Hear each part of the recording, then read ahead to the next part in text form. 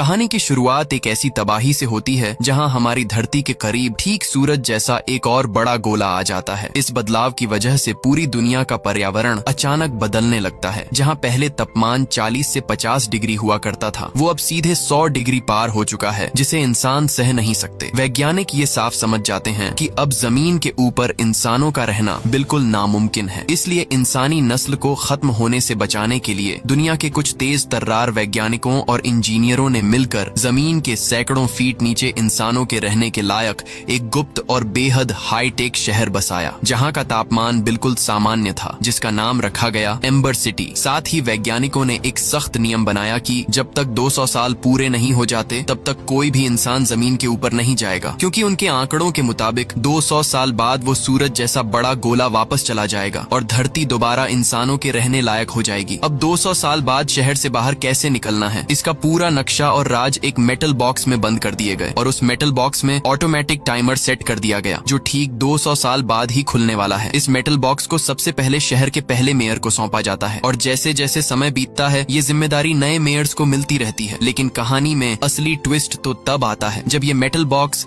7वें mayor के पास पहुंचता है, जिसकी अचानक हार्ट अटैक के कारण मौत हो जाती है, जो अपने साथ इस मेटल बॉक्स के राज को भी ले जाता है, जिससे आने वाले नए मेयर्स को इस बॉक्स के बारे में कुछ पता ही नहीं चलता। नतीजा ये हुआ कि सभी लोग इस बेहद जरूरी बॉक्स के राज को भूल गए, जो अब कोने में पड़ा धूल खा रहा है। लेकिन जैसे ही 200 साल का समय पूरा होता है, ये मेटल बॉक्स अपने आप खुल जाता है। लेकिन अफसोस अब कोई था ही नहीं जो इसकी सच्चाई सबको बता सके, जिसकी मदद से यहाँ के लोग दोबारा धरती पर लौट सके। खैर, कई सालों बाद हम उसी एम्बर शहर के नजारे को देखते हैं, जिसे इंसानी नस्ल को खत्म होने से बचाने के लिए बनाया गया था, जहाँ की जिंदगी अलग ही तरीके से चलती है। इस शहर के अपने कुछ कड़े कानून हैं, जिन्हें सबको मानना ही मानना है। यहाँ सभी लोगों को मिलकर काम करना पड़ता है। यहाँ किसी के कोई नखरे काम नहीं आते। और पता है दोस्तों, सबसे बड़ा और अजीब नियम यहाँ का क्या है? ये कि यहाँ सबको क्या काम मिलेगा, ये किसी की पढ़ाई या पसंद से नहीं, बल्कि एक लॉटरी सिस्टम के जरिए तय होता है। इस शहर के पास कोई खास आधुनिक तकनीक भी नहीं है और न ही कोई बिजली का सीधा कनेक्शन। यहाँ हर चीज सीमित है, चाहे वो बिजली हो, खाना हो, पानी हो, सब कुछ यहाँ सीमित है। यहाँ पर शहर को रोशन करने के लिए बड़े बड़े जनरेटरों का इस्तेमाल होता है। इस शहर को केवल 200 साल तक रहने के लिए ही डिजाइन किया गया था, लेकिन अब 200 साल से ज्यादा हो जाने की वजह से इस शहर की हर चीज अब जर्जर बन चुकी है और जनरेटर भी धीरे धीरे दम तोड़ रहे हैं, जिससे पूरे शहर में लगातार पावर कट की समस्या शुरू हो चुकी है। और अगर कहीं जनरेटर पूरी तरह से खराब हो जाते हैं तो यहाँ के लोग अंधेरे में ही घुटकर मारे जाएंगे और इंसानियत पूरी तरह से सैकड़ों फीट नीचे दबकर खत्म हो जाएगी। खैर, इसी शहर में हमारी मुलाकात एक लड़के डुन से होती है, जिसका सपना है बड़ा होकर एक शानदार इलेक्ट्रीशियन बनना, ताकि वो इस शहर के अंधेरे और पावर कट की समस्या को हमेशा के लिए खत्म कर सके। डुन के पिता लॉरिस खुद एक इलेक्ट्रीशियन है, जो लगातार शहर के समस्याओं पर काम करते रहते हैं। इसलिए डुन भी ठीक अपने पिता की ही तरह इलेक्ट्रीशियन बनने का सपना देखता है। वहीं कहानी में हम एक लड़की लीना से मिलते हैं, जिसे शहर में घूम घूम कर खबरें पहुंचाना बहुत पसंद है, जिसका सपना एक मैसेंजर बनने का है। लेकिन जैसा कि हमें पता है, यहाँ किसी को भी उनकी पसंद से काम नहीं मिलता। उन्हें पूरी तरह लॉटरी सिस्टम पर निर्भर रहना होता है और आखिरकार वो दिन भी आ जाता है जब लॉटरी के जरिए सबका काम तय होना था। सिटी के नए मेयर कोल सभी बच्चों को इकट्ठा करते हैं और उन्हें लॉटरी बैग से एक एक पर्ची निकालने को कहते हैं। अभी तक सबको अपने पसंद का काम मिल रहा था, लेकिन जैसे ही लीना की बारी आती है और वो उस लॉटरी बैग से अपनी पर्ची निकालती है, तो देखती है कि उसे मैसेंजर की जगह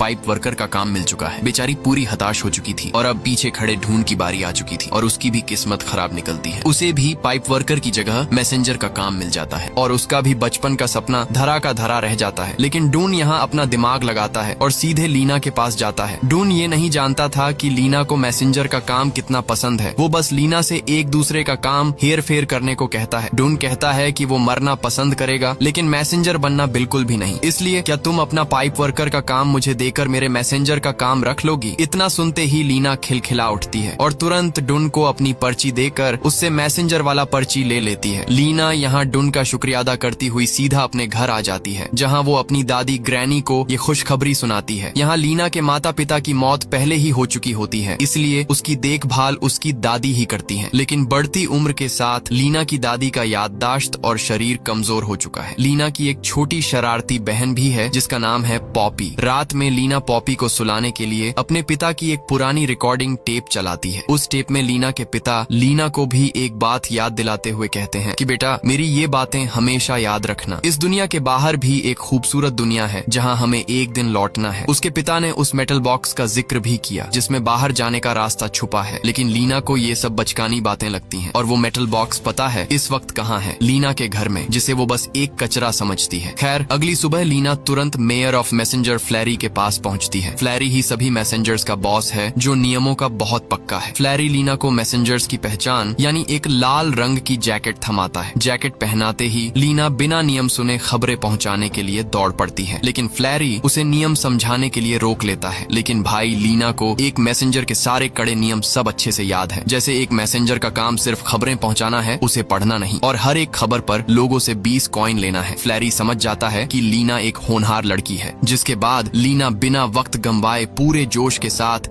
एम्बर शहर की गलियों में खबरें पहुंचाने दौड़ पड़ती है। वो सबसे पहले अपनी पहली खबर पहुंचाने एक महिला क्लेरी के पास पहुंचती है, लेकिन तभी वहां कुछ अजीब होता है। वहां एक पागल आदमी हंगामा करके सबके सामने चिल्ला चिल्ला कर कह रहा होता है कि शहर के उस अंधेरे इलाके में जहां सबका जाना मना है, वहां उसने एक बहुत ही भयानक और बड़ा मॉन्स्टर देखा है, लेकिन कोई भी उसकी बात पर ध्यान नहीं देता और शहर के गार्ड्स आकर उसे वहां से उठा कर ले जाते हैं। लेकिन लीना की नजर वहां जमीन पर पड़ी एक चीज पर जाती है। वो उस मॉन्स्टर का एक सींग होता है, जिसे देखकर लीना के होश उड़ जाते हैं और उसे समझ आ जाता है कि वो पागल आदमी बिल्कुल सच बोल रहा था। इधर डुन अपने काम पर पहुंचता है, जहां उसका सीनियर मार्टिन उसे मिलता है, जो बहुत सख्त और गुस्सैल इंसान है। डुन वहां जाकर देखता है कि शहर की हालत कितनी ज्यादा खराब हो चुकी है। पाइपलाइनें पूरी तरह सड़ चुकी हैं और उन्हें ठीक करने के लिए जरूरी टूल्स शहर में उपलब्ध ही नहीं है। मार्टिन डुन को समझाते हुए कहता है, डुन, ये शहर अब खत्म होने की कगार पर है। हम चाहे जितनी कोशिश कर लें, हमारे पास वो चीजें ही नहीं है जिससे हम इसको बचा सकें। हमें बस अब उस दिन का इंतजार करना चाहिए जब ये पूरा शहर ढह जाएगा। मार्टिन और बाकी सभी वर्कर्स ने उम्मीद छोड़ दी है, लेकिन डुन ये बात बिल्कुल बर्दाश्त नहीं कर पाता और इस तबाही को रोकने के लिए खुद कुछ करने की ठान लेता है और इन सड़ चुके पाइपलाइन को ठीक करने का फैसला करता है। यहाँ वो चालाकी दिखाते हुए सो रहे मार्टिन की जेब से शहर की पाइपलाइनों का नक्शा चुरा लेता है और उस नक्शे के सहारे आगे बढ़ने लगता है। इस पूरे शहर में बड़े बड़े और लंबी पाइपलाइनें थीं और शहर के किसी भी इंसान को ये नहीं पता था कि ये पाइपलाइनें आखिर कहाँ जाकर खत्म होती हैं। डुन चलते चलते एक कमरे के दरवाजे के पास पहुंचता है, जिसपे 351 नंबर लिखा होता है। लेकिन सबसे अजीब बात ये होती है कि उस नक्शे के अंदर इस कमरे के बारे में एक शब्द भी नहीं लिखा होता। डुन उतावला होकर उस दरवाजे को खोलता है और अंदर कदम रखता है। अंदर उसे एक बहुत बड़ा सुरंग दिखता है और डुन जब ऊपर आता है तो उसे पता चलता है कि ये स्टोर रूम है, जहाँ खाने पीने की चीजें रखी जाती हैं। लेकिन यहाँ डुन थोड़ा हैरान भी हो जाता है, क्योंकि लोगों को बताया गया है कि अब खाने पीने की चीजों की भारी कमी हो चुकी है, लेकिन उसे वहाँ पर ढेर सारी खाने की चीजें दिखाई देती हैं। तभी उसे लूपर नाम का एक बहुत ही अकड़ू लड़का पकड़ लेता है, जो कि असल में स्टोर मैनेजर होता है। लूपर डुन को फटकार लगाता है कि वो स्टोर रूम में बिना इजाजत कैसे आ गया और वो उसे धक्के मारकर वहाँ से बाहर निकाल देता है। तभी अचानक हाँ, एक बार फिर से पावर कट हो जाता है और पूरा शहर घनघोर अंधेरे में डूब जाता है। तभी गार्ड्स फ्लेयर गन छोड़ते हैं, जिसकी मदद से सभी लोग अपनी अपनी जगह बना लेते हैं। उसी अंधेरे में डुन, जो पास ही में था, लीना के पास जाता है और उससे पूछता है कि क्या वो ठीक है। यहाँ ये साफ था कि लीना और डुन के बीच अब एक गहरी दोस्ती हो चुकी है। लीना कहती है, हाँ मैं ठीक हूँ, जिसके बाद वो डुन को उस मॉन्स्टर के बारे में बताती है। तभी बिजली भी आ जाती है। लीना डुन को सब कुछ बताते हुए उसे उस मॉन्स्टर के सींग को दे देती है और उसे इसके बारे में पता लगाने को कहती है। जिसके बाद डुन सबसे पहले जनरेटर रूम में पहुंचता है, जहां वो एक विशाल जनरेटर देखता है। लेकिन उस वक्त वहां भगदड़ मची थी, क्योंकि अब जनरेटर पूरी तरह से आउट ऑफ कंट्रोल हो चुका था और किसी भी पल तबाह होने वाला था। इधर लीना अपने घर आ जाती है, जहां उसकी दादी उसे कुछ बताने की कोशिश करती हैं, लेकिन वो ठीक से बोल नहीं पाती हैं। तभी लीना को थोड़ा अंदाजा होता है कि उसकी दादी क्या कहने की कोशिश कर रही हैं। लीना तुरंत घर में रखे उस मेटल बॉक्स को लेने जाती है, जहां वो देखती है कि पॉपी उस बॉक्स में रखे कागज को चबा रही है। लीना पॉपी से वो मेटल बॉक्स लेकर अपनी दादी के पास ले आती है। दादी तुरंत बोल पड़ती है, हाँ, ये बक्सा ये बहुत स्पेशल है। लेकिन दादी लीना को आगे कुछ बता पाती याददाश्त कमजोर हो जाने की वजह से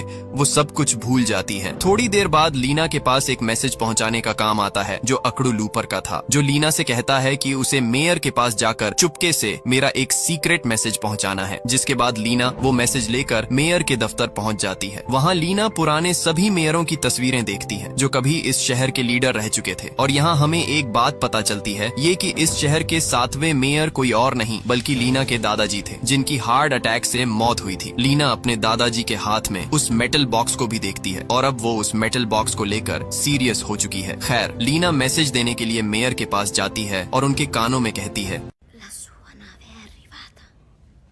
मैसेज देने के बाद लीना मेयर से उस मेटल बॉक्स के बारे में जानने की कोशिश करती है, लेकिन मेयर को घंटा कुछ पता था, इसलिए वो लीना को चुपचाप अपने काम पर ध्यान देने को कहते हैं। इस तरफ डुन लीना के दिए उस मॉन्स्टर के सींग को अपने पिता को दिखाता है और उस जानवर के बारे में जानने की कोशिश करता है जो धरती के सैकड़ों फीट नीचे रहता हो। और यहाँ उन्हें एक कीड़े के बारे में पता चलता है, लेकिन कोई कीड़ा इतना बड़ा कैसे हो सकता है। डुन के पिता के पास भी इसका कोई जवाब नहीं था, बल्कि उसके पिता उल्टा उसे इन सब फालतू चीजों के चक्कर में पड़ने से मना कर देते हैं। वही दूसरी तरफ लीना उस मेटल बॉक्स के राज को सुलझाने की कोशिश करती है। वो समझ चुकी है कि ये कोई मामूली बॉक्स तो नहीं है, लेकिन कागजात के कई टुकड़े हो जाने की वजह से उसे कुछ समझ नहीं आ रहा था। उसे उस बॉक्स में एक ग्लास केस भी मिलता है जो पता नहीं किस काम का है। लीना चुप तो नहीं बैठने वाली थी, वो तुरंत ये बात डुन को बताती है। दोनों मिलकर उन कागज के टुकड़ों को आपस में जोड़ते हैं और आखिरकार थोड़ी मेहनत के बाद उन्हें समझ आ जाता है कि इसमें एम्बर शहर से बाहर निकलने की पूरी जानकारी दी गई है, जिसमें उस 351 नंबर कमरे का भी जिक्र था। लीना और डुन बिना वक्त गवाए सीधे उस 351 नंबर कमरे के पास पहुंचते हैं। तभी वहां उन्हें दो आदमी घबराई हालत में भागते हुए दिखाई देते हैं, जिनके पीछे एक मॉन्स्टर पड़ा था। लीना और डुन इसका पता लगाने जब वहां जाते हैं तो उन्हें वहां ढेर सारे बिस्किट के पैकेट मिलते हैं जो बहुत महंगे और अच्छी क्वालिटी के थे, जो सालों पहले ही इस शहर में मिलना बंद हो चुके थे। दोनों के मन में सवाल उठता है कि जब शहर में ऐसी महंगी और अच्छी चीजें मिलती ही नहीं है तो यहाँ ये सब आया कैसे। तभी अचानक हाँ, वो भयानक मॉन्स्टर उन्हें देख लेता है और उनके पीछे पड़ जाता है। डुन लीना को ऊपर के कमरे में भागने को कहता है और खुद उस मॉन्स्टर का ध्यान भटकाता है, लेकिन वो मॉन्स्टर लीना के पीछे ही था। लेकिन वक्त पर डुन वहाँ आ जाता है और लीना को बचा लेता है। इसके बाद दोनों अपनी जान बचाकर वहाँ से भाग आते हैं। उन्हें समझ नहीं आ रहा था इतना विशाल जानवर यहाँ कैसे आ गया। तभी लीना की नजर डुन के हेलमेट पर पड़ती है जिस पर उसके पिता का नाम लिखा होता है। लीना इसके बारे में पता करने के लिए वो अपनी दादी के पास जाती है, लेकिन यहाँ लीना को पता चलता है कि अब उसकी दादी इस दुनिया में नहीं रही, वो अब उन्हें छोड़कर जा चुकी हैं। दादी के जाने के बाद क्लेरी ही थी जो उसे सब कुछ बता सकती थी, जो उसके माता पिता की दोस्त थी। लीना क्लेरी को वो हेलमेट दिखाती है और उसके बारे में पूछती है। यहाँ क्लेरी उसे एक बड़ा राज बताती है जो उसने आज तक लीना से छुपाया था। वो कहती है कि तुम्हारे पिता भी एक इलेक्ट्रिशियन थे जिनका सबसे बड़ा सपना इस शहर के सभी लोगों को बाहर निकालने का था, जिनका मानना था कि इस शहर के बाहर भी एक दुनिया है और तुम्हारे पिता उसी नई जगह की तलाश में थे और वहीं ढूंढते ढूंढते वो पानी में डूबकर मर गए थे। ये सच जानकर लीना बहुत उदास हो जाती है और जब वो अपने घर की तरफ लौट रही होती है तो रास्ते में उसे लूपर दिखाई देता है। लूपर को देखकर लीना को तुरंत अंदाजा हो जाता है कि सुरंग के अंदर लूपर ही बिस्किट के पैकेट छोड़कर भागा था। लीना के मन में अब हजारों सवाल और शक पैदा हो जाते हैं,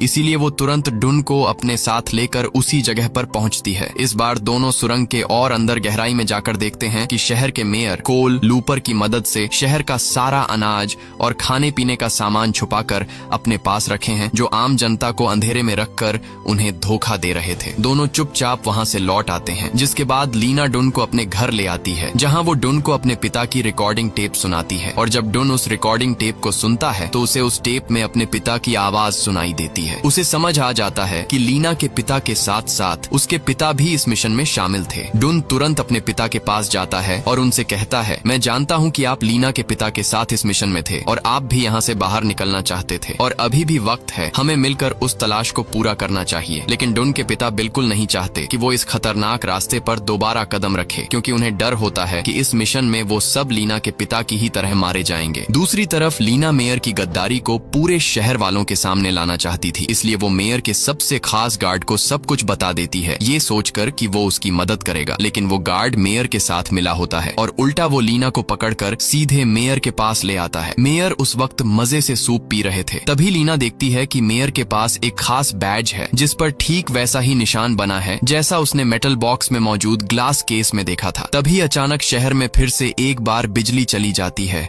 और चारों तरफ अंधेरा छा जाता है। इसी मौके का फायदा उठाकर लीना मेयर के गले से वो बैज खींच लेती है और वहां से भाग निकलती है, जिसके बाद सारे गार्ड्स उसके पीछे पड़ जाते हैं। साथ ही वो गार्ड्स डुन को भी पकड़ने उसके घर जाते हैं जो लीना की मदद कर रहा है। लेकिन उन्हें वहाँ डुन नहीं दिखाई देता। साथ ही मेयर ने शहर में लीना और डुन को अपराधी घोषित कर दिया था और जो भी उन्हें पकड़ कर लाएगा उसे बड़ा इनाम दिया जाएगा। इस तरफ लीना और डुन कचरे के ढेर में छुपे होते हैं। वहाँ जब लीना और डुन मेयर के बैज और उस ग्लास केस को आपस में जोड़ते हैं तो एक निशान बनकर सामने आता है। ये ठीक वैसा ही निशान था जैसा जनरेटर रूम के दरवाजे पर बना हुआ था। उन्हें समझ आ गया कि ये और कुछ नहीं बल्कि उसी जनरेटर रूम की चाबी है। इसके बाद लीना चुपके से अपनी छोटी बहन पॉपी को बुलाती है और उसे अपने साथ लेकर सीधे जनरेटर रूम के पास पहुंचती है। लेकिन वहां जाकर लीना और डुन बहुत कोशिश करते हैं पर वो दरवाजा खोल नहीं पाते। तभी लीना अपने हाथ में मौजूद नक्शे को चेक करती है और उसे पता चलता है कि जनरेटर के कुछ खास निशानों और नक्शे की लाइनों में बिल्कुल सटीक मेल है। जिसके बाद नक्शे में दिए गए हिंट को फॉलो करते हुए लीना और डुन एक पुरानी अलमारी को हटाते हैं। उस अलमारी के पीछे उन्हें एक और रास्ता मिलता है जहाँ बहुत सारी अलमारी रखी होती है। नक्शे के हिसाब से वहाँ एक बड़ा सा जहाज का स्टीयरिंग व्हील लगा होता है और जैसे ही डुन और लीना उस व्हील को घुमाते हैं एक अलमारी खुद ब खुद चलने लगती है। वो अलमारी उन्हें सीधे एक सीक्रेट जगह पे ले आती है जिसे देखकर दोनों के होश उड़ जाते हैं। सामने उन्हें एक तेज बहती हुई नदी दिखाई देती है और वो जिसे इतनी देर से अलमारी समझ रहे थे असल में वो एक नाव थी जो यहाँ से बाहर निकलने के लिए बनाई गई थी। लेकिन पास ही में उन्हें एक बड़ा सा मेटल रोलर दिखता है जिससे टकराकर वो नाव कुचली जाती है और यही वो खौफनाक हादसा था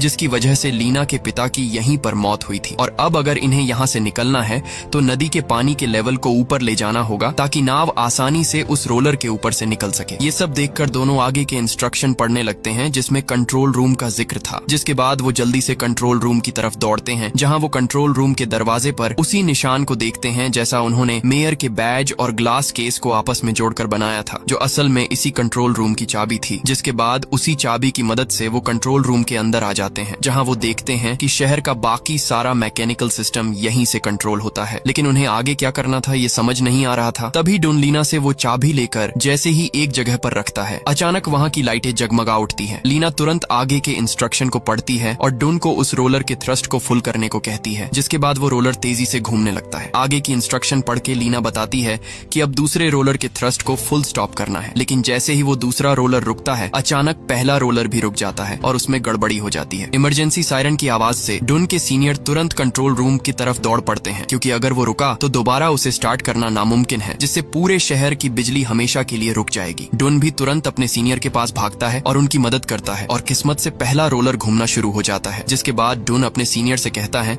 कि उसने एम्बर सिटी से बाहर निकलने का रास्ता ढूंढ लिया है। लेकिन उसके सीनियर को उसकी बातों पर यकीन नहीं होता क्योंकि 7वें मेयर के मौत के बाद यहाँ के लोग पूरी तरह भूल चुके थे कि इस शहर के बाहर भी एक खूबसूरत दुनिया है। वही शहर के अंदर सभी लोग जब अपना एक फेस्टिवल मना रहे होते हैं तभी वो फव्वारा जो कई सालों से सूखा था अचानक उसमें पानी आ जाता है। मेयर डर जाते हैं कि अब इस शहर का अंत होने वाला है और वो तुरंत अपने सीक्रेट रूम की तरफ भागते हैं जहाँ खाना छिपाया गया था। रास्ते में उन्हें लूपर मिलता है जो मेयर के साथ चलने को कहता है लेकिन गद्दार मेयर उसे कूट देते हैं और खुद सारा खाना हड़प लेते हैं। तभी अचानक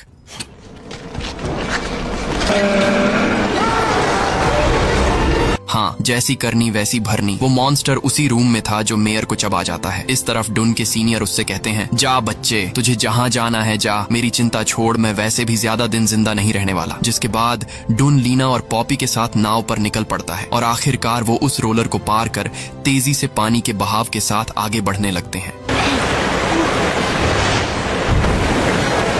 कुछ देर बाद उनकी नाव किनारे पर आ रुकती है जहां डुन को एक बॉक्स मिलता है। उस बॉक्स में आगे के इंस्ट्रक्शन लिखे थे। जिसके बाद वो सामने वाली सीढ़ियों को चढ़कर ऊपर आते हैं और पाते हैं सिर्फ अंधेरा और एकदम बेजान सी जगह। ये सब देखकर उन्हें लगता है कि शायद उन्होंने गलत जगह तलाश कर ली है और उनकी सारी मेहनत बेकार हो गई है। तभी डुन को एक छोटा सा होल दिखता है जिससे वो बाहर आ जाते हैं। उन्हें पता भी नहीं था कि वो धरती पर लौट आए हैं, लेकिन अंधेरे की वजह से उन्हें लगने लगा था कि ये सब बस एक मनगढ़ंत कहानी ही थी जिसके पीछे उन्होंने इतनी मेहनत की, और वो वहीं थक कर सो जाते हैं। लेकिन अगली सुबह जब सूरज की किरणें डुन के ऊपर पड़ती हैं तो डुन हैरान रह जाता है। वो तुरंत लीना को उठाता है। डुन, लीना और पॉपी ने अपनी पूरी जिंदगी में आज पहली बार सूरज, नीला आसमान, हरियाली और खूबसूरती से भरी दुनिया देखी है, और पृथ्वी पे से वो दूसरा सूरज जैसा गोला भी जा चुका था और अब पृथ्वी खुद को पूरी तरह से ठीक कर चुकी है। उन्हें समझ आ चुका है कि आखिरकार उनकी मेहनत रंग लाई और वो अपने असली घर पर लौट आए। तभी वहाँ उन्हें एक खूबसूरत चिड़िया दिखाई देती है और जब वो उसके पीछे पीछे आते हैं तो उन्हें एक बेहद बेहद गहरा और बड़ा गड्ढा दिखाई देता है। उस गड्ढे के अंदर से उन्हें अपना पुराना अंडरग्राउंड शहर एम्बर साफ साफ दिखाई दे रहा था। तभी लीना के दिमाग में एक आइडिया आता है। वो तुरंत अपने हाथ से लिखी हुई एक चिट्ठी को एक पत्थर के साथ बांधकर उस गड्ढे के रास्ते अपने पुराने शहर एम्बर की तरफ नीचे फेंक देती है, ताकि वहाँ के लोगों को इस नई और खूबसूरत दुनिया के बारे में पता चल सके और वो इस नए दुनिया में आ सके। और किस्मत देखो, वो चिट्ठी सबसे पहले ढून के पिता को मिलती है, जिसे पढ़ते ही उन्हें समझ आ जाता है कि ढून और लीना जिंदा है और इस वक्त नई पृथ्वी पर पहुंच चुके हैं। इस खुशखबरी के साथ ही ये साफ हो जाता है